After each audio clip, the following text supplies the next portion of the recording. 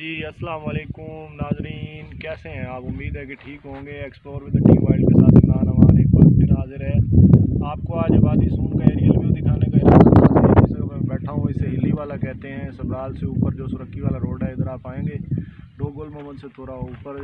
ये जो कर्व्स हैं ये नहायत शानदार हैं, हवा बड़ी अच्छी चल रही है। ये मेरे पीछे का मनाजर आपको इरफान भाई दिखा रहे होंगे। इरफान कमांडो हमारे स्पेशल फ़ोटोग्राफ़र हैं। ये मेरे पीछे आपको झील वगैरह नज़र आ रही होगी, सभराल का कस्बा नज़र आ रहा होगा, ओछाली वाली झील नज़र आ रही होगी और शायद परिंदों की आवाज़ें भी आ रही हों। ठंडी ठंडी आवाज़ चल रही है। बहुत ही ज़बरदस्त वेदर है। अगर आप वादी में आएँ तो आपको मैं ये दावत देता हूँ कि आप इस जगह पे ज़रूर आएँ और आके इस जगह को एक्सप्लोर करें। यकीनन आपका ट्रिप जो है ना वो आजकल क्योंकि नॉर्थ बंद है तो वैली एक अच्छी अट्रैक्शन है। पंजाब में सबसे कम फासले पे यही है।